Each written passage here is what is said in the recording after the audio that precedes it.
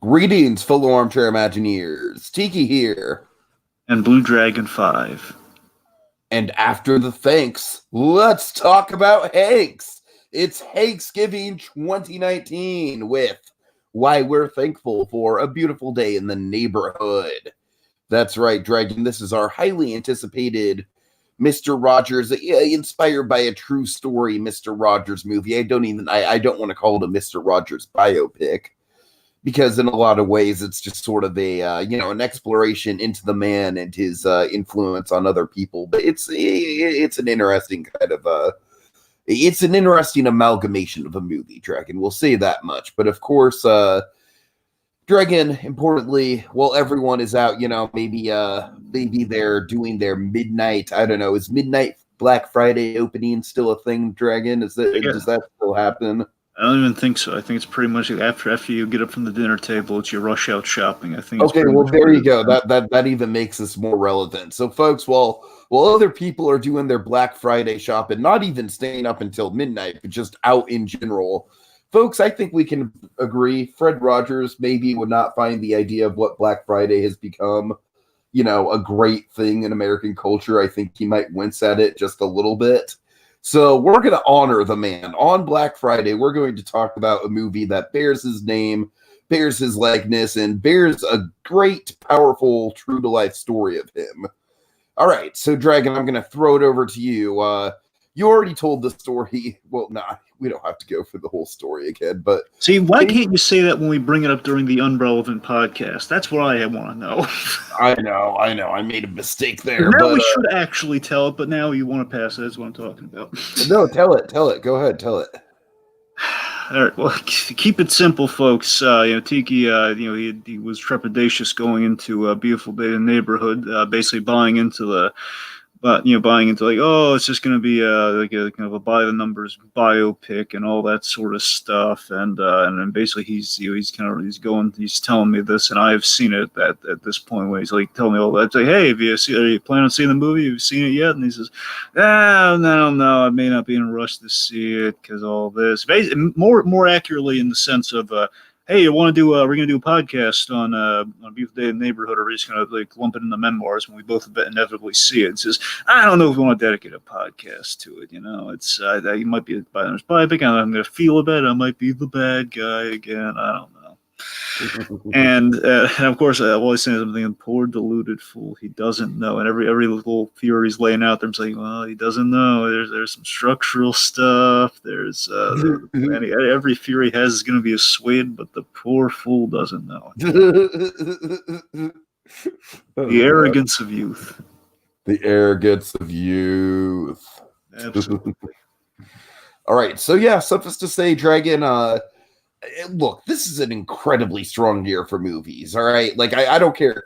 I don't care what Doug Walker says, because at the beginning of Doug Walker's Joker video, did you see that, Dragon? A little side tangent here.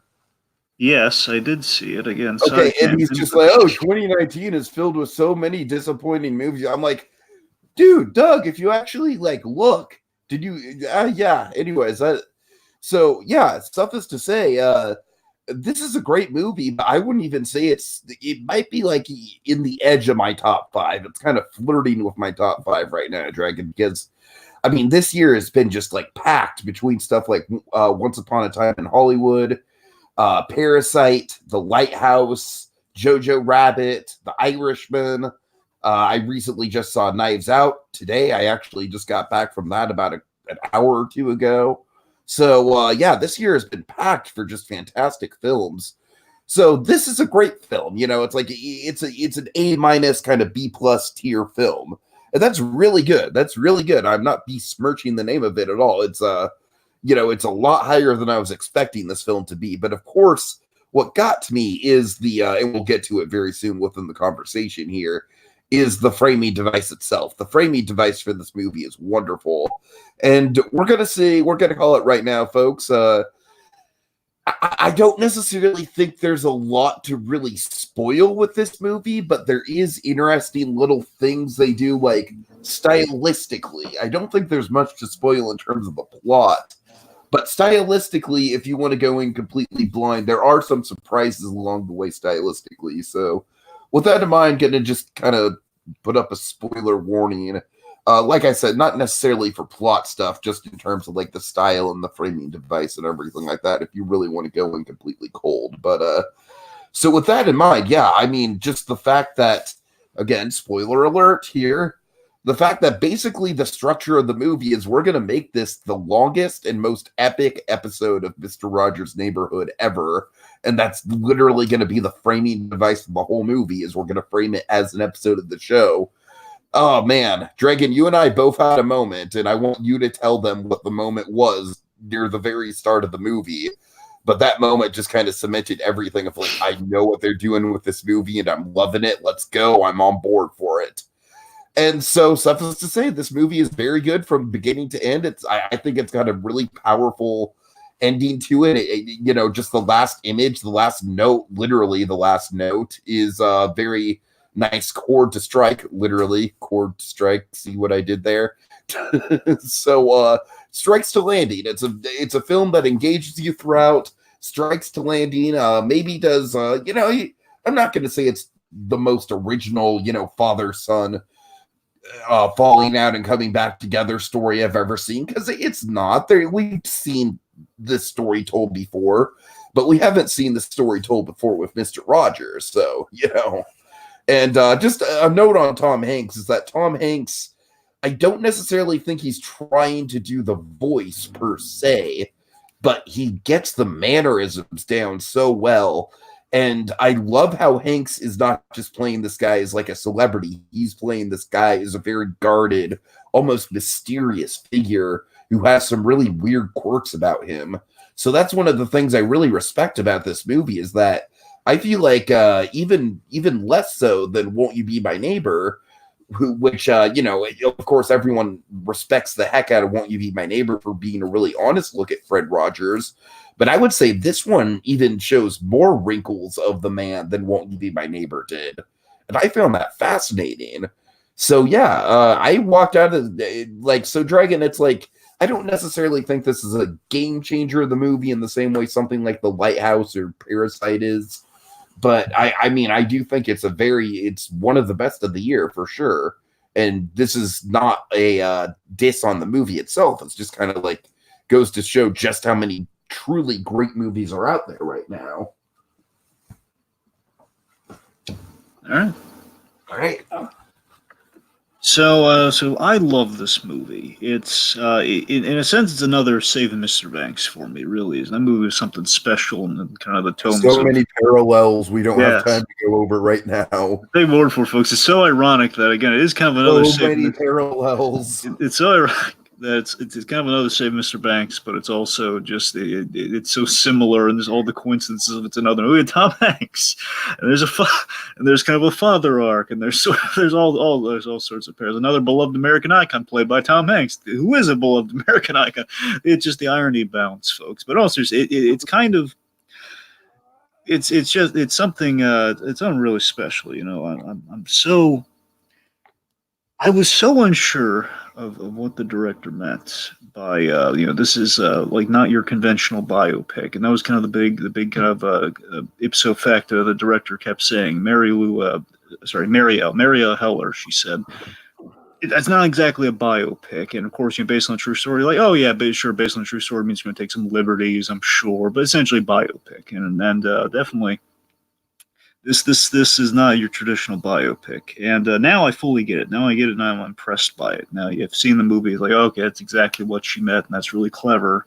I didn't see that coming. I don't think anyone's going to see that coming. I never see me coming. Right. So I felt the movie did right by Fred Rogers and his message overall. I really do. It satisfied. I feel satisfied despite not getting a straightforward Mr. Rogers biopic, and I think that's not something to sneeze at. That's something to really like. I mean, again, it's like everyone's like, a lot of people are probably going to this movie expecting a Mr. Rogers biopic. If you're not dialed into like, oh god, this is what the director said, and kind of reference to the movie, you have like a vague, I don't know what to expect. Well, fingers crossed. But people are saying, okay, well, I love that Mr. Rogers being a lot of buzz lately. The 30th anniversary of there was a 30th anniversary. There was of course the documentary "Won't You Be My Neighbor," and there's all sorts of stuff going on. Recently, Mr. Rogers have been really good. He's bringing up a lot of positivity in the world. The idea is in the world we live in now, we need more Mr. Rogers, and we're not getting it. And thankfully now it's kind of popping up again. Kind of like, if I'm being an optimist, I like to say, maybe kind of like showing people that there's showing people there's some good in the world. We can be a little neighborly towards each other. Kind of like bringing back the message of Mr. Rogers. One could hope. Yeah. Sure. So again, I'm very head over heels for it. I did liked it a great deal. All right. So I'm sorry, Dragon. I dropped out for just a minute there. Did you mention the framing device, the moment with the window? No, I didn't. Okay, well, let's get to that right now. First of all, sum up the movie for us, and then let's get into the discussing the movie proper. Well, essentially, folks, in regards to what this movie is, I can't really go into an extensive background because there really isn't any. It's the fact of, so Tom Junow, if you remember Won't You Be My Neighbor, there was a very Joaquin Phoenix-looking guy in the documentary. And that was Tom Junow. Tom Junow, he spoke to, he was a writer for Esquire magazine. He was tasked with writing an article, Can You Say Hero? That's what the article was called. And essentially, he had 3 interviews of Mr. Rogers. He had 3, he talked to the man, and he kind of became enamored with the story, and he kept it going. And he was assigned to this because he was kind of the bad guy reporter at the time. Tom Junow was kind of the takedown, the bad boy of journalism, in essence, by his own kind of like infamy in his own words. Yeah, because the idea is that I don't want to dredge up other people. The point is, he's interviewed celebrities. Not that he really said anything truly inaccurate about them, but he kind of violated their trust by they thought he wouldn't do fluff pieces, essentially. Exactly, he would never do a fluff piece, and made people be kind of feel betrayed by many celebrities he would talk to, or subjects might feel betrayed, and so that kind of backfired on Tom Junod's career a little bit, and Fred Rogers kind of sought that out. He invited the scrutiny. Okay, yeah, please, by all means, I need someone who's going to be open and honest, and that he was kind of drawn to Junow that way. And we visit him, and of course, very famously in the documentary, I talk about the trip to New York and going on the subway, and it's the rest is history. Tom Hanks getting ready for this movie, he watched 800 episodes of Mr. Rogers. He really got into it. There's again, oddly enough, the movie was pushed back, because I remember it was crazy because the movie was supposed to come out in October. I knew it was supposed to come out in October, but they pushed it back to November. So getting ready for October, I was like, oh wait, it's not in October. What do you know? If only we would have gotten Kitty and this in the same month. Am I right? I know, and that's I was so excited, but yeah, it's TV for you. All right. So, Dragon, let's talk about said framing device. I want you to set this up for the folks, because I know you can do it really dramatically. Set up the very start of the movie. Yeah, speaking of framing here, you might want to fix our framing at the moment. What do you mean? We're not properly framed right now. Look at the screen. Look at the screen. Look at the screen. Screen share. Oh, shoot. Okay, sorry. There? Is that good? Yes, now we're good. Okay, sorry. My bad. All right, so I guess it's basically the framing device. That's what we should be talking about here. I want you to set the literal frames, Dragon. The literal frames. Tell them about the frames. You keep saying frames. You mean the picture, right? Yes. Good. I just want to make sure. All right. So, folks, let me tell you, the thing that sold, I was sold on two things early in the movie, and it was Tiki and I very probably on the big thing that sold you. So, we open this movie, we start with, we have the film, the aspect ratio. We start with, the an episode of Mr. Rogers' Neighborhood. It starts from kind of we're in the same aspect ratio, and they're using the same footage, the same camera tricks. We recreate the opening of Mr. Rogers' Neighborhood, and it just hits you in the moment, okay, we're starting an episode of Mr. Rogers, makes sense. And all was going well. You're kind of blown away by the recreation. They took 27 takes to get it just right. 27 takes of doing the whole song. And they did a lot of research on the little tricks of Fred Rogers. He would tie his shoes halfway before he put them on, so it could be really done easily for camera, and all these little tricks and such. And Tom Hanks did a number of takes before learning that, so it took a while to get it lined up just right, frame by frame accurate. Anyway, so we start an episode, and it's an episode on forgiveness.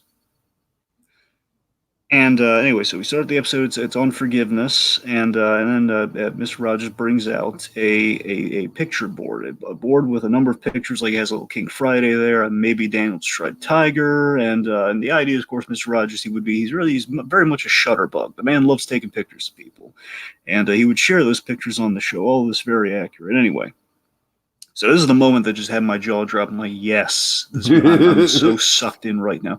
So he's going through the pictures, and we're talking about the episode's theme is forgiveness, and he opens I think the top right a little window, and basically this little board of these little doors that you open up and it reveals the picture, and he opens up one.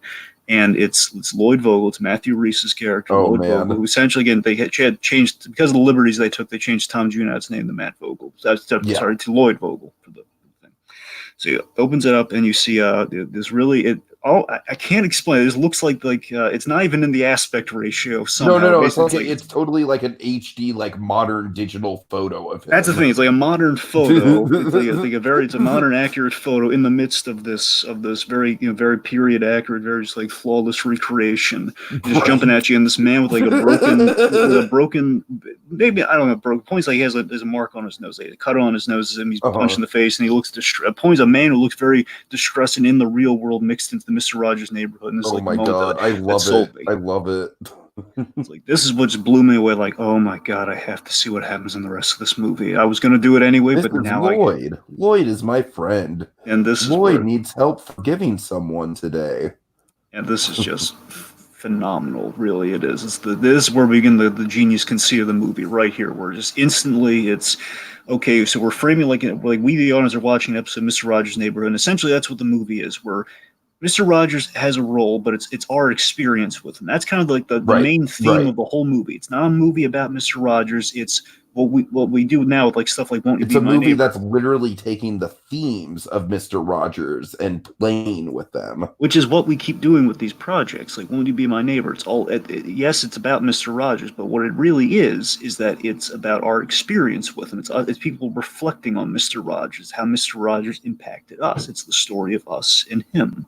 And that's what this movie's getting so right off the bat. Like, okay, so we're seeing, so it sets the stage. Okay, so Lloyd has a problem. Mr. Rogers is going to kind of use him as the example and kind of walking the kids or us, the audience, through how we deal with the issues this character is going to face. And of course, this is just like very, very accurate to like how an episode of Mr. Rogers opens, because he'll just he'll do the theme song and then he'll introduce you to something that's maybe a little bit artistic. Maybe he can teach you about, like he's teaching you about like the windows, like, oh, well, each of these windows has a little picture inside of it, So he's like incorporating like a little educational lesson into that, but then weaving that educational lesson into the main theme of the episode. And then the main theme of the episode usually follows one of his friends, which is, usually a little kid or something in a crisis or something like that. So it's like beat by beat, Dragon. We're getting in there, and it's just to the science of what an episode of this show is. Yeah, it's just like it's something a little different, a little bit gritty, but again, it's kind of the answer that is posed kind of at the end of the documentary almost, of like, well, how would Mr. Rogers work in the world today? And I know it's a period piece, mind you, but it's still kind of the question for us, the audience, like, what if we mixed in kind of the serious themes into the show and into Mr. Rogers' show, which he would tackle without question. Don't get me wrong, he would tackle this sort of thing. And again, if this were a kid, absolutely he would tackle it on the show, especially if it were, even if it were today. Mm-hmm. So the point being, we're mixing in two things, which essentially sets the tone for the entire film. And the other thing kind of got me too is I love the model motif, for the idea is that when we venture out, that was genius. There is a building theme, and there's a crescendo to this, which I really love when you really think about it. So we have the model motif, where of course you see Mr. Rogers' Neighborhood. You have basically we have models that kind of brings you to Mr. Rogers' house and within the whole neighborhood and so on and so forth. Models are very key in that. And when we check in with the outside world, it's like one of those. It's like that almost. It's this great illusion sometimes, where sometimes you have like a few shots that are a model, and then when you mix it in with an actual city, it tricks the mind's eye, where you think every shot you see might be a model. And in this case, it probably is. I'm just saying, even if it's not, you won't be able to tell anymore. That's what's genius about it. So, and of course, that kind of style definitely called to mind like stuff like the Grand Budapest Hotel. Mm-hmm.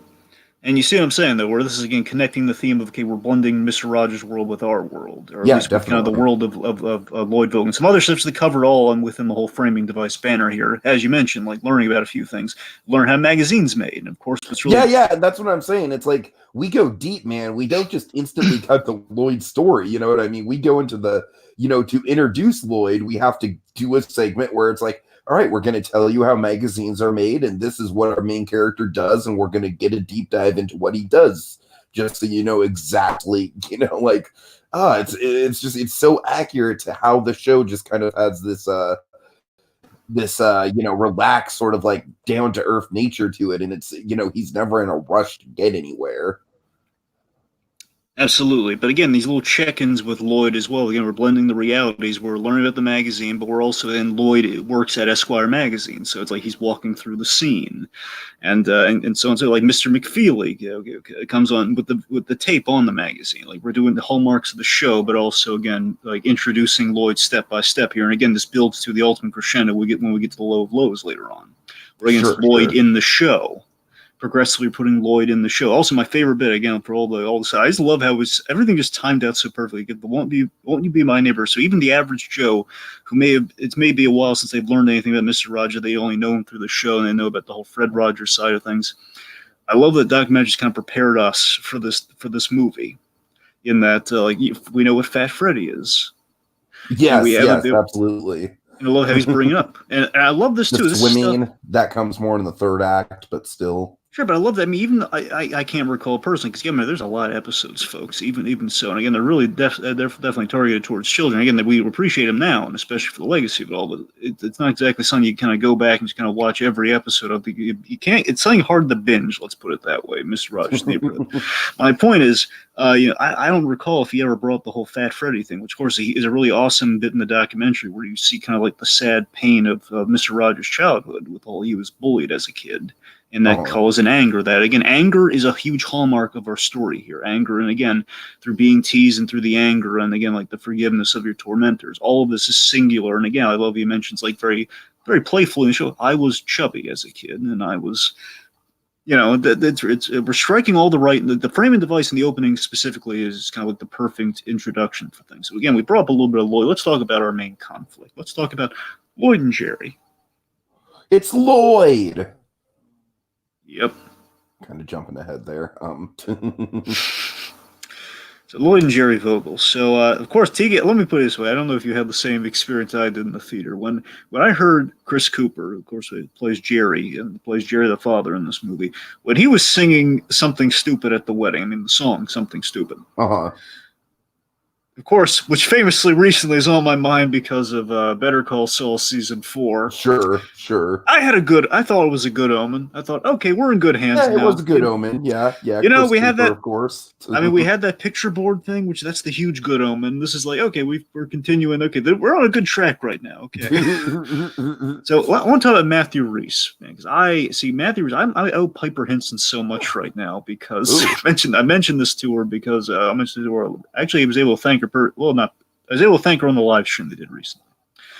I owe her big time for she introduced me to The Americans, which featured Matthew Rhys. Yeah, I've never seen this guy before, but he definitely impressed me. I'm sure he's really good in that show. He's my favorite part of the show, man. He's great because he's of course the idea is they're Russian spies, and the idea is that in America in the 80s, the big Reagan-y, very anti-red era of the United States. And the idea is that he's a father, but the kids initially they don't know that he's a spy. He and his wife are spies, but also he gets missions, and his mission also is that he's in a relationship with this other woman. And again, like he kind of develops a relationship. He actually marries this woman. I love how it keeps going. That's what I'm thinking. He has this great dual performance, and again, he's playing so many sides. But playing Matthew Rhys, I love it when Matthew Rhys shows up and things. I remember when we did Infinity Train, I kept bringing up like, oh, there's Matthew Rhys, and this is why, because he's a great actor. I love when he shows up. And another Welshman. The Welsh are fantastic actors, man. I'll tell you, because he and Michael Sheen, phenomenal, and Welsh. Oh God! Anyway, Welsh, yes. Good family. He runs like a Welshman. Anyway, okay, no. In all seriously, he's really good. So I remember when he was announced for this movie, because again, I was thinking Joaquin Phoenix based on "Won't You Be My Neighbor." I was like, that's who they got to cast for this Tom Gunab character. Nah, he was too busy probably winning an Oscar. It was, but seriously, when they announced Matthew Rhys, I was like, you know what? He's also a really great choice, and I've seen him proven that. I was Totally. at this point, I'd seen all the Americans. I was like, I was as prepped as I was ever going to be for this movie and his performance in this movie. And what I love about him, and I love what he kind of does in general, he does for this movie, is that he internalizes. I love how he internalizes, and I love the restrained anger and discomfort in the scenes. I think that's the best thing he does in the movie. And there's a scene that the first interview he has, Mr. Rogers, which we'll get to. He does something really special in that scene. But you see what I mean? I think the guy internalizes. So I had so much empathy for this character. And I love how he was a complicated character in the sense, of course, he's not like he starts off by punching an old man in the face. That's how the movie starts. So he has a reunion with his father, Jerry. And the idea that Jerry's kind of I think what Chris Cooper brought to the role is he's charismatic, but a scumbag without question, right? I mean, there's definitely people like this, and I think pretty much every family, maybe not to the extent of like abandoning their children or anything, but I'm just saying, like, this kind of like the charismatic asshole, you know what I mean? Exactly. It's like we all know an uncle like this, or or something like that. Precisely. Like the minute he brings up something like, "Oh, you're a little old to have, you're 40, you're a little old to have kids, aren't you?" It's like that sort of thing. Like, it's like, it's not a good relationship right there. Uh-huh. Yep, and basically, I love how basically with this dynamic, this embodies complicated, which of course is Mr. Rogers' specialty, which of course is going to go hand in hand with what happens here, which is this wedding gone wrong, where he just, I love. I don't know what, Tiki. I'm so drawn to what Matthew Rhys did in this movie because again, I felt so much empathy. I felt like I've been in this guy's shoes before without getting into my own stuff. Totally. I was in this character's shoes, and it really struck me how it's like you learn that someone you're not crazy about is going to be in an event and you don't want to go, and it's like that whole thing. It's like, yeah, I understand this guy's completely. So, by the way, just in real life, just a little. Some people might be wondering, like, where's the line between how accurate were they in this movie? They're pretty accurate, but obviously the big Larry, very similar to Saving Mr. Banks. Kind of our inciting incident is kind of our big liberty we took here. So Tom Jew now he did have a father who was kind of a drunken philanderer, much like Jerry here. However, this whole like punching him at the wedding, that inciting incident, all that stuff. Kind of had a feeling. And of course, basically the later reconciliation, basically the very, very well told reconciliation when things come into play by the very end. That all of that's kind of played. That's for the sake of drama, but it's a good sake of drama. It's well threaded. So again, you mean Mr. Rogers didn't visit the family as the father was passing away? Shocking. And helped save the relationship at the last minute? Okay, but also he did. Point being, it's all they were accurate on. All right. I'm just goofing around. It's fine. Anywho, okay, so yeah, but again, I like how it's okay. We establish again very much if you're watching the show. Okay. We have the subject in question, which is Lloyd, who would be our kid in this case. Mm-hmm. Kid's got the daddy issues. We see the relationship with his father. I think we just well articulated so well during this wedding scene. Everything that needs to be communicated is, and of course, like that punch in the face of the minute he mentions the mother, so we know, okay, he did something horrible to this poor kid's mother. Right. And it's bam, and it leads to a messy thing where then he is punched by somebody else, like leaping to the defense of Jerry, who again, I think the brother-in-law is also punches him. I know. Here's the thing. I don't know if the brother-in-law does it. I think the brother-in-law just showed up at the thing because I think it was another guy, but I could be wrong. I only saw the movie once. Unfortunately, I can't really verify that. It was a big guy. I think it was a friend of the brother. I think he was on the group side. Anyway, point being, a guy wouldn't know all the family situation, but point being, it's messy. And we set the tone. Okay, so point being, Lloyd, as mentioned, as per real life here, the bad boy of journalism here. He's given kind of like as a laugh by his editor. Let's give you a challenge here. Okay, why don't you do one of your interviews, your real cynical scrutiny filled interviews with Mr. Rogers. So anyway, let's get to the first. So here's the fascinating thing when you really think about it, Tiki. Each act has a meeting with Mr. Rogers because in real life there were three meetings, three long conversations before he wrote the piece, and we kind of use that as kind of like our act break structure. So we introduce him to Mr. Rogers, kind of getting close to the end of Act 1 here. So Dragon, you know I like my solidly defined 3 acts. It's why I think that Steve Jobs is a really underrated movie. And I forgot because I was so wrapped up watching. I forgot like that's what they're doing. Like, okay, so it is 3 meetings. It's so perfect. All right, so Bill Eiler, who by the way actually appears in the movie in a cameo. Basically, in this case, the guy who worked for I believe it worked in the political sense, who then was like he's essentially the producer, kind of the protector of Fred Rogers, essentially the guy on set, the guy who like sells and tells him that Fred sought you out specifically. This guy's played by Enrico Colantoni. Now Enrico Colantoni, he was fantastic in Travelers. I keep telling you to watch Travelers on Netflix. It's really good. There's a lot of stuff there's a lot of stuff I need to watch. I know. Point being, he's an excellent villain in season. Kaminsky method. I know I need to get to as well. Anywho, point being, some familiar faces showed up here and there. I was happy to see him. Anyway, so I love it. Let's just talk about so we're on the set. What does the set of Mister Rogers look like? The glimpse that we get here. Well, he basically walks in and said when he first sees Fred Rogers, what's it like? Well, I mean, it's just kind of like that classic sort of like the puppet area, right? Well, I meant like he's interacting with the sick kid. Oh yeah, you're right. Yeah, sorry.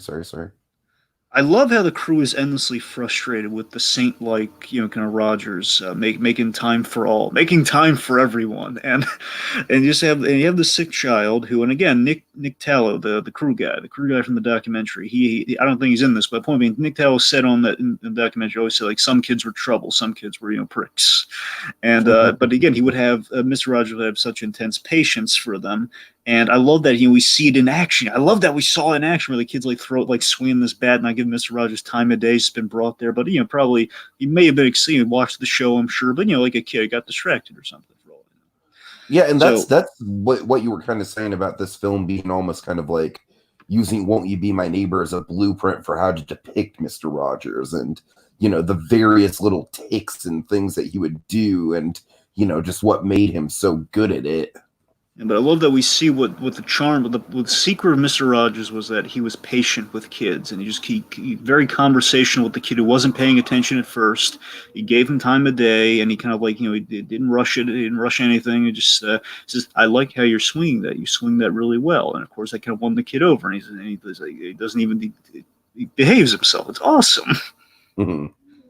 So we established the connect, and we established the the Rogers tact of it all, which is going to be very poignant, of course, in the Lloyd story of it all. And of course, he puts up a tent, and of course, it doesn't go well because many times, Mr. Rogers. I really like that. I really like the whole no, keep it because kids need to learn that adults sometimes things that adults plan don't go right either, and we're all in this together. That was not sure if that ever happened, but it's a very Mr. Rogers idea for sure.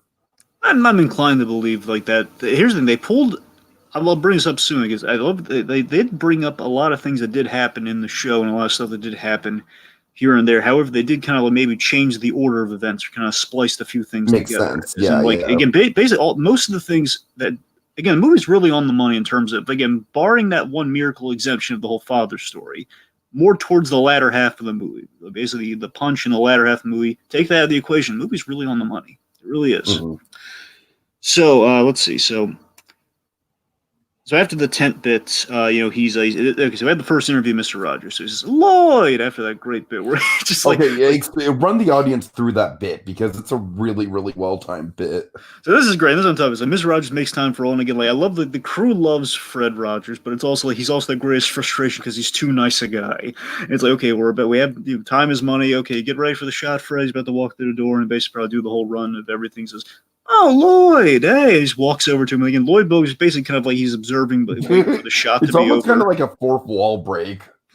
It's just great. It gets a big laugh in the theater, by the way. Oh yeah. You and I can both attest to that. Which I should bring this up too. I meant to bring this up in the opening, but I had a trippy theater experience. Did you? I had. I'll be honest. It was when I say big laugh in the theater. I guess I meant. Me and my group of friends, they had a laugh at it as well. But there were these blind women, these elderly blind women who came in to see the movie. And I just felt that was, oh my God, even the blind are showing up for this one. Right. Like, well, I mean, it kind of makes sense in a way because Mr. Rogers is very like he's a dialogue-driven kind of guy. Yeah, but I So, mean, also like elderly blind, like two friendly elderly, I presume right. friends or like I don't know, like how it was dark. I couldn't fully tell, but they were guided in by like the helpers of the like the employees of the theater. They were Uh-huh. Uh-huh. maneuvered there. I got like a perfect viewpoint. I was like, okay, wow, that's oh, what do you know? Nice. Nice. Anyway, so yeah, so the interview. Okay, so the point being after, they're like, Lloyd! And just a big break, so he just goes over Lloyd. there, and he's like, oh, he welcomes him after he's just trying to slip in, just like be kind of an observant, kind of an auditor of the whole thing before he gets to do the sit-down interview. So basically, the whole summation of their dynamic, especially initially, is that Lloyd is he's constantly thrown off balance by Fred Rogers. He thinks he has a beat on, okay, kid show host, not a lot there, might be like a Captain Kangaroo type guy, I don't know. Uh-huh.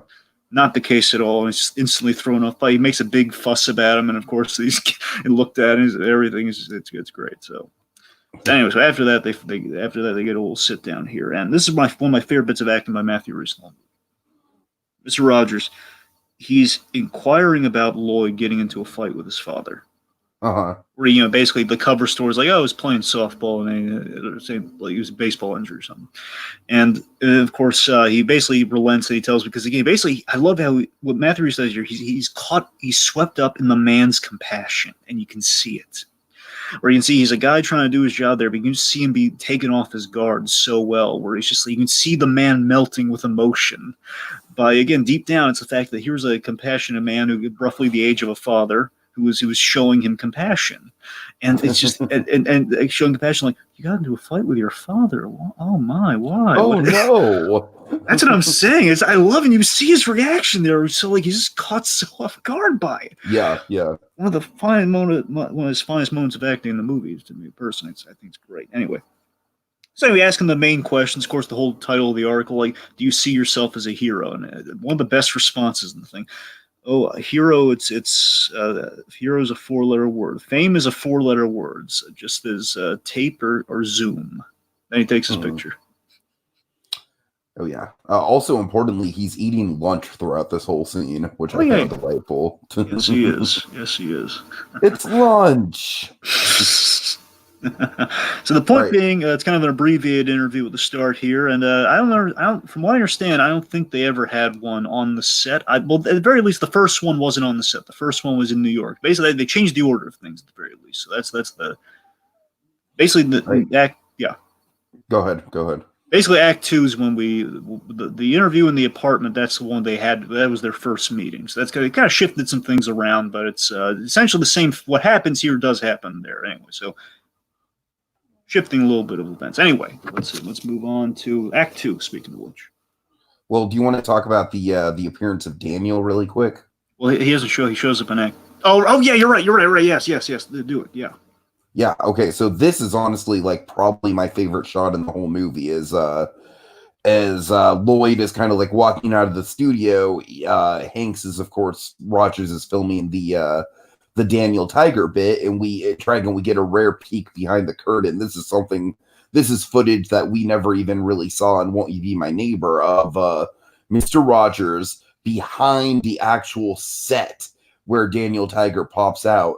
And oh man, Dragon, I gotta tell you, like when it's just Fred Rogers' usual speaking voice, I think Tom Hanks is I don't want to say he's just being himself, but I feel like he's not trying for an imitation of Rogers, which is a good thing.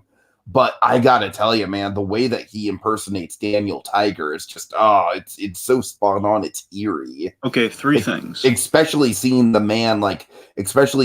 Hanks as Mr. Rogers and that voice coming out of Mr. Rogers himself. Okay, a few things to break down here, then we'll move on to Act 2. Okay. This is a big scene, though, so one, Tom Hanks didn't know that he was being filmed in that moment. Really? So what they did, so basically the way they had this thing set up, so again, remember, the really cool thing about the layout of this shot is that, again, you're kind of shooting two sets at once, because you have the monitor, which, of course, is kind of a running thing. Basically, Mr. Rogers, if they film something, he checks the monitor, he basically approves it or unapproves it, basically says they have to do it again. And so we have the set, and we have the people behind the set. It's so trippy, and somebody have essentially three sets going on at the same time. Uh-huh. So you have the set, you have the guys who are making the TV show, then you have the guys making the movie who are filming the TV show, which is making the other. Anyway, my point is, so basically, it's kind of like you have a thing where you're going over, following Lloyd, who's kind of walking through the back of the set, and then of course he gets the vantage point of looking at Rogers behind the make believe. Right. So Tom Hanks, basically, the idea, as far as Tom Hanks was concerned initially, they were just going to be showing the scene with Daniel Tiger and Lady Aberlin. That's crazy. And so that's the thing, like that performance, that's the one they ended up using. They did a couple times. He picked up on like a few takes later, but the take they used in the movie, according to the director, that's the one where that was probably the first or second take when he didn't know what they were doing. Mm-hmm. Anyway, so the other thing though, so this is something, it's kind of a nitpick, but I tell you, here's the thing, they made a compromise. So the scene, one of the best parts from Won't You Be My Neighbor is in this scene, but they changed the song. So the scene that's being performed, it's an iconic scene. This is the scene is from Am I a Mistake? That song, the whole remember the Am I a Mistake? Yeah, sure. Which is great and fantastic, but they changed it to the mean that you feel. Remember the whole the mad that you feel, that song, the thing that he brought up during the Pastoria hearing.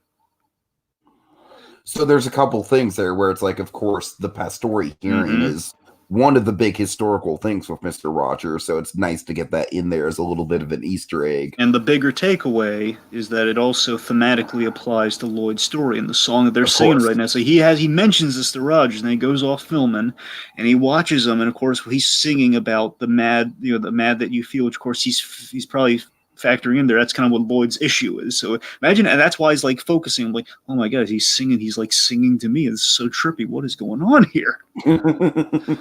So that's the thing. I would have loved, because again, it's literally the same lead up and everything, where Daniel Tiger gets sprayed by the skunk, and then he goes on to say, "Am I a Mistake?" But in this case, she just sings the mad that you the feel song, and it's like I wish they had the Mistake song there, but I fully understand why they made the alteration though. So it's like kind of drove me crazy, because I could have sworn it was the Mistake song when I was watching the theater. It was like, no, it can't be. It's a different song. It's the Pastoria song. Anyway. All right, so on to Act 2.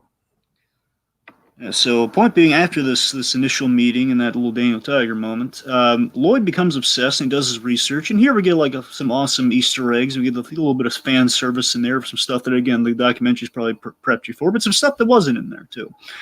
He's sticking with the story. He's avoiding the puff piece, and he's not letting it go. That's why he's like committing to like these 3 sit-down interviews. Basically, just he's not giving up, and he's watching probably like 800 episodes or so as well. We saw like he's on Oprah. We saw the interview on Oprah. So I believe maybe some Arsenio Hall, I think.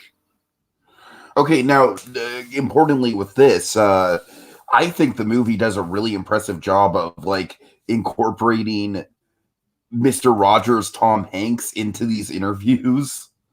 Mm-hmm. Like I don't know. Like the aspect ratio and like the graininess of the footage. Yeah, they kind of pulled the Forrest Gump. We insert. Yeah, totally. Interviews, and the other thing too is we had young Mr. Rogers too. We had the famous piano keys thing, where of course the way the whole Won't You Be My Neighbor starts off is him talking about how piano keys are associated with feelings and how you play from one end of the spectrum and it goes all the way to the other end of the spectrum. Right. And of course, him covering war and death and divorce, all that sort of stuff. And importantly, again, it was a big moment there where he's at Congress and he's talking to John Pastoria. He's giving the speech, and again, the whole "mad that you feel" connect. I love that it's the backbone of Lloyd's arc. I thought that was a genius call for the movie because it makes sense. And again, like literally one of the most famous thing Mr. Rogers ever done. We're applying it to Lloyd. That's great. Very nice. Yeah, and this is just like, it's kind of like a hallmark of, to me, how to do a true story movie right, where it's like, we're not just like telling the story beat by beat, point A to point B. Instead, what we're doing, I feel like Rocket Man did this in a very similar way, is we're taking a lot of the iconography of the subject matter and we're weaving it into a story that, while not 100% factually accurate on every level, definitely represents the essence of the subject. And the most impressive thing about that, too, is the fact that it represents the humbleness of Mr. Rogers. He wouldn't want a biopic made of him. Totally. That's the Totally. thing. You want, like, again, something where, sure, if he factors, he'd be as humble as he could. Like, he was, no, I can't be the main star. Make me the supporting cast. Oh God. Of course, Pink Pearl in the comments, just want to shout her out there. She says, Happy Yeah. Thanksgiving, or in this case, Happy Hanksgiving. Yeah. Anywho. All right, so let's see. His point being, Lloyd's doing his research. And then we have the second famous interview. This is the main interview here. Basically, the one in New York, where Mr. Rogers goes to New York and have the subway scene, where, of course, the kind of bookmarks all the trailers, and of course, kind of the big sell of the movie. This is the biggest, kind of June out thing here, where he did go on the subway with him in New York, and then spontaneously everyone broke out in song. Like a very eclectic crew. You have cops, you have people of the Hispanic and black race, and everything. It's like it's like everyone's kind of coming together. Like, oh my God, it's Mr. Rogers just singing, no one talking to him. They all just like randomly sang the song to him. It's phenomenal.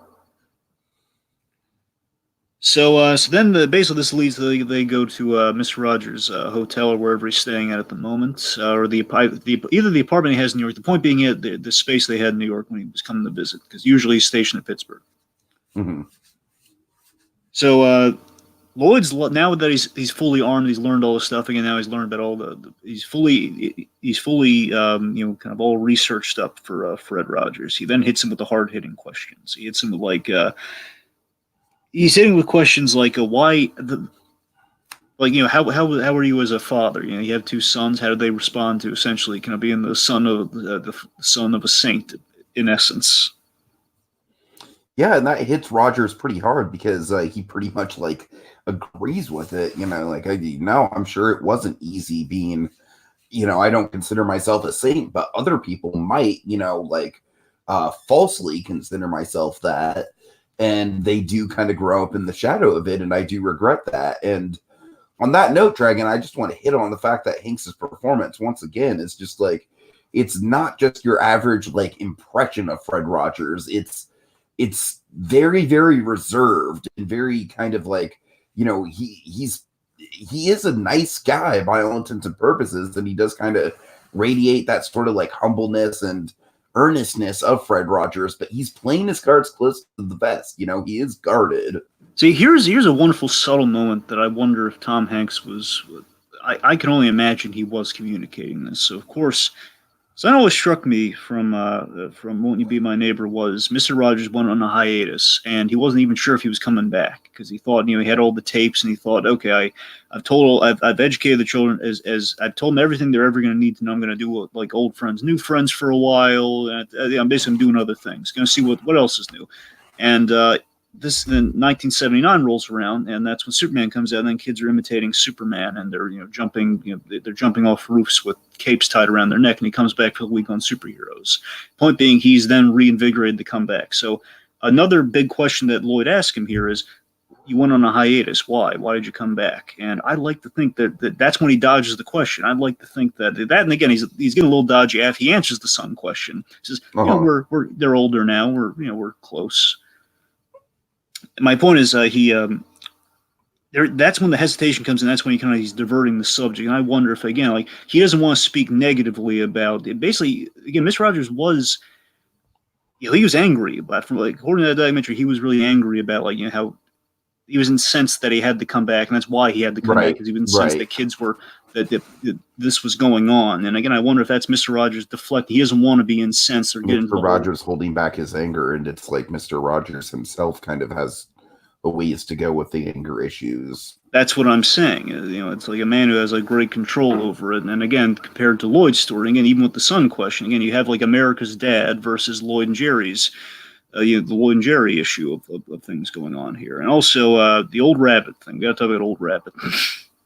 Oh, God. So old rabbit actually did not, doesn't the old rabbit smell like that was created for the biopic? Yeah, I could lean either way.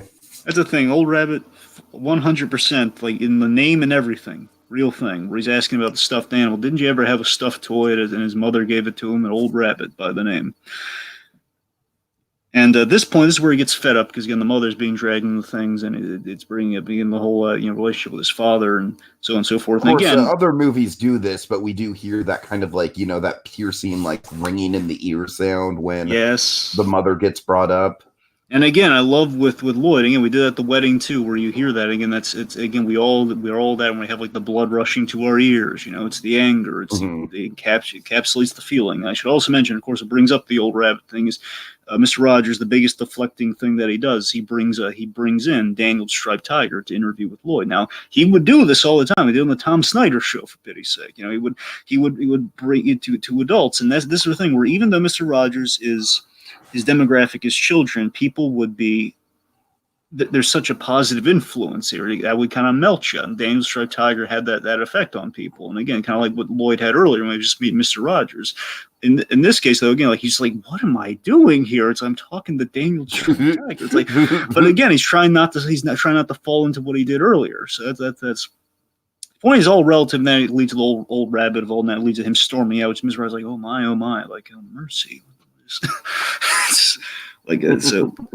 So again, Lloyd's anger is kind of getting the better of him here, and that leads to the big blow up he has with Jerry. So let's talk about this Jerry's the meat of this Jerry story here. Forget exactly how this goes down. Refresh my memory on it.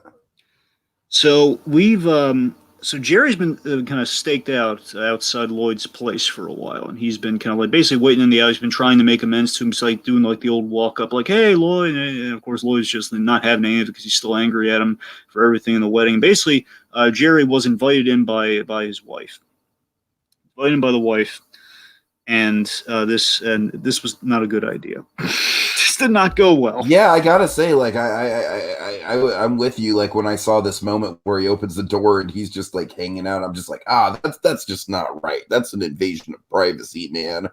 That's going against your husband's wishes right there. Yep, and we reveal what Jerry did, and this is a wonderful scene of Reese here, just unloading he unleashes all the anger on him here. He unleashes and reveals what Jerry did, how it made him feel in a negative way here, where he says, he unleashes on the author of all his childhood pain. Right here, it says, in the words of Daniel Plainview, "I abandoned my child." He not only that, Mary cheated on his dying mother. Oh, geez. Cheated on the dying mother and then left the family. And then he comes back, now, again, to make amends, but also introduces his new girlfriend, Dorothy. Who seems like a very pleasant woman, but it's kind of like the timing is just not right for that. Here's the thing. This to me was like the most, another true life bit, man. They're not shying away from where Dorothy's an innocent in all this. Okay, she is. And it says, like, you're not even going to say hello. It says, "Hello, Dorothy. Is this what you want? You just wanted me to meet her?" Like, just trying to brush her off and get him out of there as soon as possible. Like, that's true life, man. That's yeah, totally. Getting it started. The point being, let me ask you this. Hello.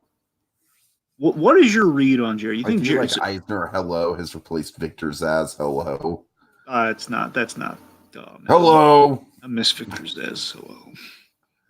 I'm sorry. What's my take on what? Okay, what is your take on Jerry here as a character? Because he is essentially. Do you think he's making an effort? If he's making an effort, do you think it's like him? Because remember, we learned Jerry's also sick. Jerry's also essentially dying, and that's why he's really pushing to make amends. Why he's camping out everything. Look, it's kind of like at a certain point, I am one of those people who sort of believes that time can heal all wounds, not to get all all preachy or anything, but I don't know. I do think that maybe Lloyd was being a little bit unreasonable, making his father just kind of like stand outside all those nights. I don't know. I do think that Jerry was definitely making an attempt. That's kind of where I'm leaning on it. I mean, I'm not forgiving Jerry for what he did, but sure. And again, this is the whole thing where, as much as I empathize with Lloyd, we also have this in conflict with Mr. Rogers. Basically, this links up with Mr. Rogers' philosophy about everyone has an experience of value. As in, everyone, like, even someone's like really, like, you have like you immediately get bumped into a jerk on the street, says, "Hey, watch it, man." And that I'm walking here. Precisely. And that guy here, or like there was an example Tom Hanks said where he actually asked Joanne Rogers what, like, an example, like of like the conversations she and Fred would have, and the idea is like if Joan Rogers is like coming home ranting up the mechanic, like didn't fix the car right, or like mechanic was robbed by the mechanic, or the mechanic was really short with me, and then Fred would say, "Well, I'm sure he was maybe he was having a bad day," and it's just like, why can't you ever be on my side? Oh God, that whole thing. That's the thing. Again, that's Ms. Rudd's philosophy, and that very much applies to this whole Jerry thing. Where again, you have to appreciate, Jerry. While he is absolutely kind of the bad guy in that situation, time has passed, and again, he's sick as well. Point being, him just blowing up at Jerry here. Jerry then he kind of drops to the floor. He's having a heart attack.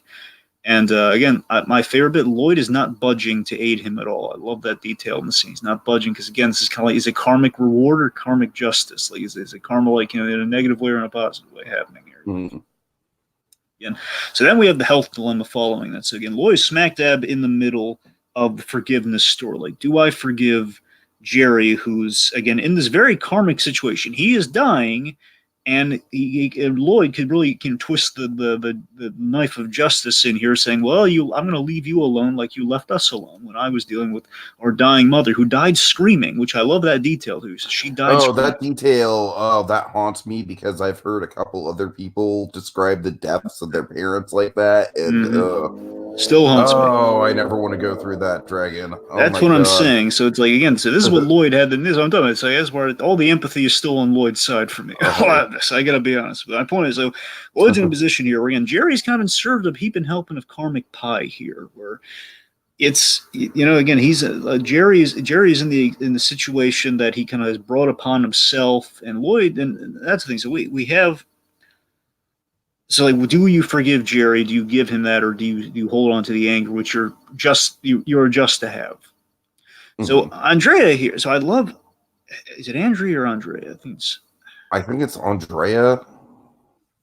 Anyway, so Andrea. By the way, we forgot to mention he has a wife and kids. That's kind of an important detail. I was gonna literally did not mention once. Well, I was getting to it now.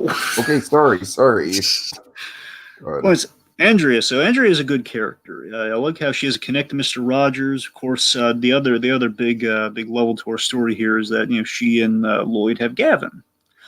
Yeah. And this is the big father-son connect. Of course, with any father-son story, again, even going back to Superman, the son becomes the father becomes the son. And here we're kind of doing that. We're questioning, is that a good thing or a bad thing? Or is there any hope in that story where it's a question of, will the sins of the father be passed down to the next generation? And how does your life change with children? That's kind of what Lloyd's dealing with right now, because he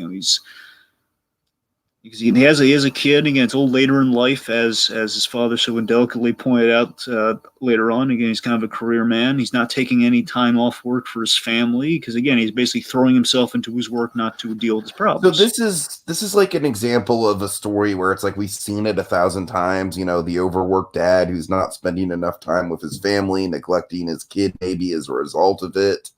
But I feel like what makes it work here is a couple things. One, the fact that Andrea is legitimately like very patient with him up until the point where it's just reasonable for her to not be anymore. And two, just the fact that everything about it just fits so well into this sort of like little web we've weaved of the forgiveness theme. Absolutely. And I love how realistic the argument is between Lloyd and Andrea. It's not like not so much like a hackney, like been there, done that plot. I love the reconciliation specifically. I love the reconciliation of how he kind of patches things up after the fight. It's such a realistic kind of catharsis of what matters to me is you and Gavin matter to me. And again, he demonstrates vulnerability. He's allowing the emotions to come, and he kind of communicates to her what he's going through, and she gets it. And it's like the perfect reconciliation scene you don't see every day. It's usually like, I'm sorry, I did the wrong thing. It's usually what you see all the time. Right. But here, again, you felt it, didn't you? Yeah, totally. Yeah, and again, I love, Lloyd does that point. Andrea really isn't on his side at all during this obviously she is, but you know what I mean? Like, she's making the effort before he's okayed the effort. So she's taking a leap that wouldn't be appreciated. I mean, that's the thing. That's the one thing she does in the movie that I don't really, agree with, is taking that step. It's like, I don't think that was her call to make. Now, to be fair, though, from what I recall, I don't believe she's aware that Jerry's been waiting outside. Though I don't think that she might be a little bit of an innocent in that as well. So that's why it's unclear. So anyway, so point being, after this blow up, and he go basically his father's in the hospital. Like she's not even the direct connected to with Jerry. So she's the point being, she's kind of left with the bag here, and she doesn't really have like a huge stake in it, and Lloyd does, and Lloyd's just kind of running away from things, literally, where he's going to Pittsburgh to again like basically chase his obsession, chase the story with Fred Rogers, and he literally does that, which kind of brings in the whole Lloyd spiraling in the big nightmare sequence, where he initially. Some people have pointed this out. They're not wrong. There was kind of like oddly, and I love how it works, though. It sounds so out of left field, you never want to do it in a million years, but it works. It kind of turns into a thriller. It does a little bit. Just a bit of a thriller, like a thriller, Mr. Rogers. Like some people would just kind of oversimplify with, it's a horror movie, Mr. Rogers. Ooh, he's creepy. Where that's obviously it's not the case, but I like that we're Mr. Rogers 1 hour photo. Exactly. Some people, gotta make that exactly. That's the thing. So I love that he's basically chasing his obsession. He sees a man who he believes to be Mr. Rogers, like going on the bus, like, oh God, is he following me? It's almost like it's like the SpongeBob episode. What's the your favorite? The Aaron's one. Oh, Squid's Day Off. A little bit of Squid's Day Off there. Like a little bit, yeah. Just kind of like his work just getting to his head. Yeah. So again, this to me, this whole thing, this kind of this low point act 2 here, all this the chase onto the nightmares, like all of this to me is the payoff of the two worlds melding together. Where now like Lloyd is getting so wrapped up in Mr. Rogers, he can't separate the two worlds, and he's gone too far in, and it leads to the trippiest sequence. After that chase of the lookalike to the bus, we then go on the plane, which the plane is done by Model. Yes.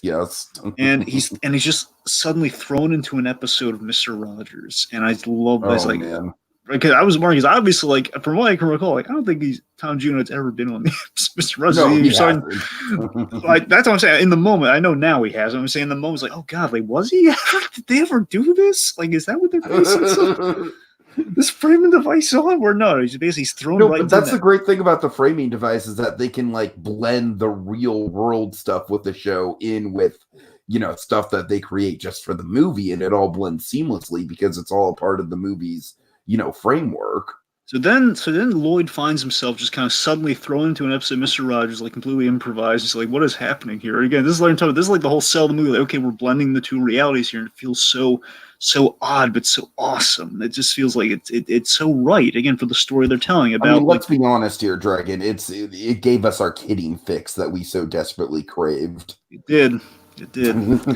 So the episode's on hospitals, which of course Lloyd, given the whole trauma with his mother and what's going on currently, hospitals are the last place he wants to be or talk about. So now this is where things get really eerie. So then like suddenly he's in the kingdom of make-believe, but he's shrunk in the scale with like these rabbit ears on. This is what I'm talking about. This is where like, okay, it's kind of a horror movie, but it's kind of not. It's like it's not scary, but it's very psychological. Almost kind of like Terry Gilliam-esque almost. Sure, very big. He shrunk it down. He's like he is Old Rabbit as a character in make believe, and I gotta tell you, they kind of break a rule here. The only legit, it's a nightmare, so I'll give it some slack. But again, they kind of break the cardinal rule. Mr. Rogers is never supposed to be in make believe. Yeah. But again, dream, so I can't really be that harsh. Right, it's a nightmare. Well, you got to keep in mind this is Lloyd's dream, and exactly. Lloyd maybe doesn't necessarily he studied the show, but he doesn't maybe know that that's a cardinal rule. Sure, by all means. So it's not. I'm not like saying take it down. I'm just saying like that's But that's another thing that I keep saying, Dragon, is I feel like all the inaccurate stuff within the show either happens within the dream or at least happens within the framing device, and so we're able to kind of get our cake and eat it too. Exactly. So we have just like we have this thing, Mr. Rogers and Daniel Tiger. They're dwarfing him. We have like this giant Daniel Tiger on scale with him, looking him in the face. Oh God! and then just like this. Never Rogers in my life would I imagine Daniel Tiger to be so intimidating. Yeah, but it's like this stuff you'd never it's a stretch, not in the sense that it's like it's unbelievable. It's a stretch in the sense that. I mean, we're going there, and again, like Lloyd is under stress here. We're going psychological with it here, which again, given what Mr. Rogers does on the regular, again, we're getting in the kids' heads. We're getting like the emotional thought process of things. Kind of makes sense. Mm-hmm. Then he passes out on the set, which obviously Junow didn't pass out in the set. He didn't have all this stuff going on, which lead him to pass out in the set. But again, for the dramatic sake of drama, again, is it a buy? It's the miracle buy. You got to give it credence with the whole story they're telling with the father. So he passes out, and then he's probably taken to Mr. Rogers somehow. He kind of gets like a crew guy or someone to take him to his house. Right. That leads us into Act 3, and that's where we meet Joanne Rogers. Well, we've met her before, but it's where she really kind of comes into focus. So we specifically voiced the whole saint thing through her. That's kind of Joanne Rogers' biggest thing these days. Joanne Rogers, she always speaks to the fact that he was he's a human guy. You can't, if you make him a saint, you have to demystify the saint, because otherwise he's an unachievable goal. He's Superman. He's not Superman. He's not. You're not Superman. Exactly. He's everyone. He's the everyman. He's what the everyman could be, not what like you need to be Kryptonian to be. He's not like non-human. He's not perfect. And this kind of gets us in the stuff like Mr. Rogers. He swims every day. They didn't mention it by name, but of course you see him swimming. The swimming every day thing is great. What I also loved about that scene is it brings back the whole him praying for everyone, and he's specifically praying to all the family members over the footage of the swimming. That's really wonderful, the way they do that.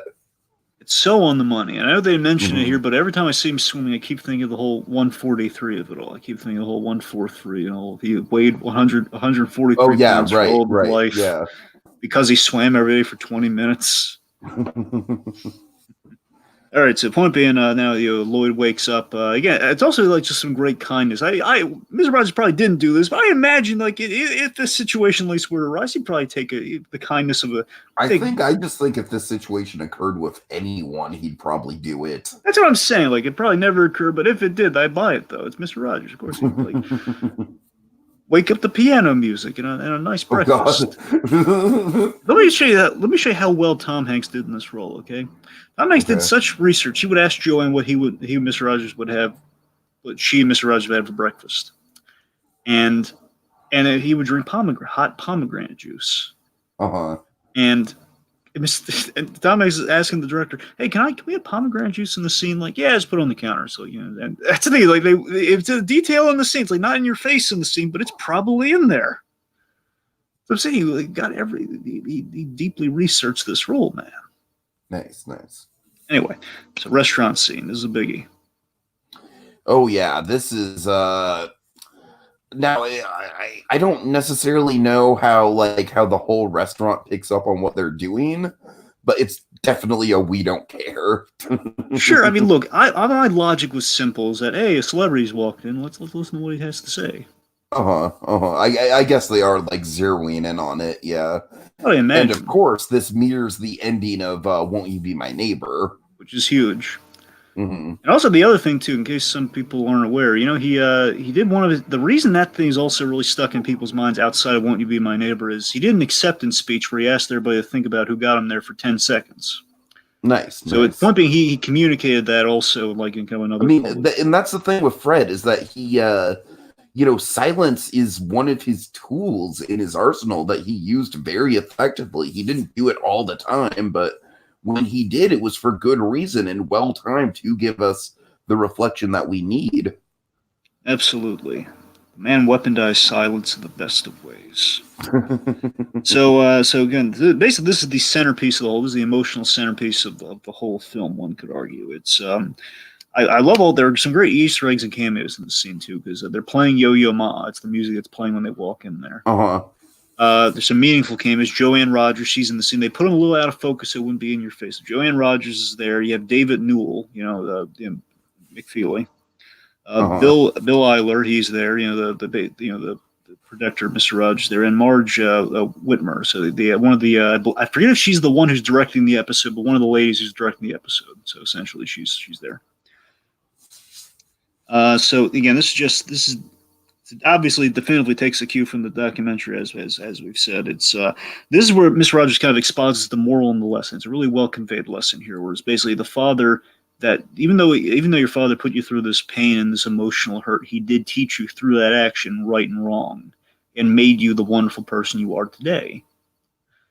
And again, there's something magical about that. And again, and basically he then kind of uses that as a springboard to get to the whole minute of silence thing.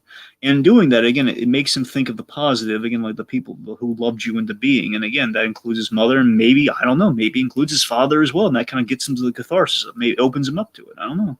Yeah. Again, this the silence of the whole restaurant, just spontaneous silence, and just like that sense of community. It's just the otherworldly effect Mr. Rogers has on everybody. And again, it's a powerful third interview. It's huge. Mm-hmm. All right, so of course the reconciliation with Jerry. He visits Jerry. He's making a good faith effort. The divide's still there. I mean, I think the line that I don't know if you had this too, but Jerry says when basically when Lloyd is holding his son, he's basically kind of doing like you feeding him at night, all that sort of stuff, and you keeping him company. His father says, "Oh, it's mom stuff. I never did that with you." He was calling it mom stuff, and he says, "It's not mom stuff." Right. I love that detail where it's like the divide is still there, but they're getting to a decent place. They are. And again, as I mentioned, the whole apology to Andreas is really powerful. All that sort of. Okay. So the article comes out. It's a flawless recreation, by the way, too. It's like the exact same cover. Every little detail is there. They showed on the Jimmy Kimmel show, like how it looks compared to the other article. It's flawless. Mm-hmm. And what I like about the way that they showed the father kind of, kind of deteriorating in health is it wasn't anything too melodramatic. It was just very natural, the way that it just, it took up a decent, maybe 10, 15-minute chunk of the movie, but it wasn't anything that, there was no real, clutching by the father's bedside or anything. There was bedside chatter, to be sure, but it felt a little bit more real than, some of the more melodramatic takes on a situation like this we've seen. Yeah, you're right. It just felt like he was immobile, and that's about it. Basically, it felt real slice of life. Like, okay, well, he's just kind of grounded there. That's about it. Like, he can't go anywhere. Which, again, if you walked into any living situation, okay, well, you're gonna have to. He's gonna be there. I don't think I articulated that well, but you see where I'm going with it. Yeah. All right, so the visit from Mr. Rogers. Mr. Rogers comes and he bears pie. Comes bearing pie. It is appropriate we're covering this on Hanksgiving. He brings pie. Yeah, and I'm sure this is very much an example of something that they put in the movie just because of the narrative of it all. You know what this took me back to, Tiki? It took me back to my most nostalgic Mr. Rogers memory. Oh, God. His appearance on Arthur. Yeah, I can see that. Where he was the celebrity in town, and you had basically we have Lorraine, who's Lloyd's sister, and Todd, who's the husband, and Todd is like geeking out. Basically, he's like Binky from Arthur, where it's like, oh my God, Mr. Rogers, Mr. Rogers. Is it true you shot people in the army, Mr. Rogers? Great. But I tell you that the real powerful moment in all this, though, is when Mr. Rogers, again, he delivers the moral man. He still does it. He mentions, they're uncomfortable talking about death, and he has the great line, what's mentionable is manageable. Uh-huh. Death is hard to talk about, but we can mention it. We can manage it. And in his last moments, what he does here is that, Fred Rogers, he walks up to Jerry, kind of whispers something to him. He learned from Lloyd, when Lloyd asked him, like, what'd you whisper to him on the way out? He says, I asked him to pray for me. Not just pray on my account. He literally, pray for me. For me. Yeah. And what's great is Mr. Rogers would do this, but this is a real life thing, though. He would do this with dying children when he visited them. He would ask them to pray for him. That's really nice. Again, I love that Mr. Rogers. The fascinating thing is that he never would bring the religion into the show, but again, he was a pastor in real life. He was not a pastor. He was a minister in real life. Uh-huh. That's the thing. I like that. He kind of in real life he would bring it up, and I love that we kept it minimal, but kept it meaningful. Sure. We have the haunting. I love the little model of the funeral. That was like a natural, it was like Mr. Rogers, it was like a lesson on death from Mr. Rogers in the sense, exactly. That is kind of like what gets us back to our framing device, right? Precisely, yeah. So we have the model of that, and then of course we have, and again, I love that we go from death, then we go to like the happy inevitability of life, where he took a picture of the family, but I love the picture that we got wasn't that picture that he took; it was a picture of the year after, or whatever, like a time after the death, where it's our family of four now, or roughly a point being, it's the family of it's Lloyd, his sister, his wife, and they're on in Santa hats around the holidays. That's the center picture. Yeah, and that's great that the whole movie kind of like builds up to revealing the center picture. Mm-hmm. And I feel like that's one of the things that the show would do as well, is like, start with a very simple setup and then, kind of build to this central image that kind of like wraps together the themes of the episode. Again, very accurate to the show and what they were trying to do with that framing device. Mm-hmm. And then Really basically that episode is he does the wrap up song, and then he checks the gate essentially, and everyone goes home, but he doesn't.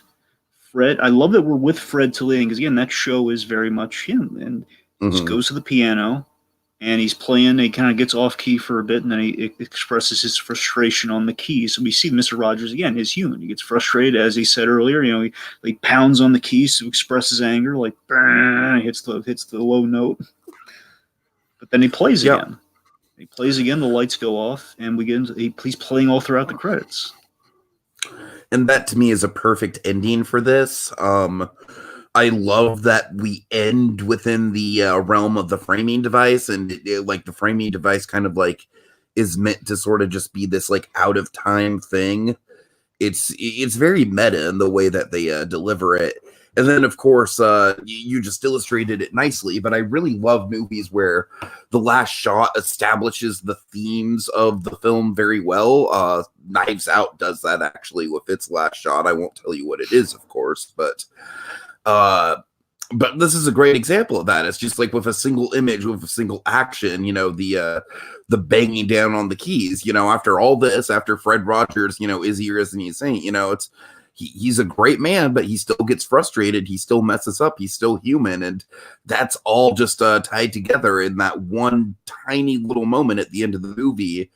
And Dragon, you know me, like, endings can make or break movies for me. They really can. I don't underestimate how much I mean that. And so I guess just kind of veering into final thoughts for me, I do think this movie, the reason why it doesn't quite live up to something like Parasite or The Lighthouse is just because, like, it does kind of take on some standard biopic tropes. It plays with the biopic tropes, definitely.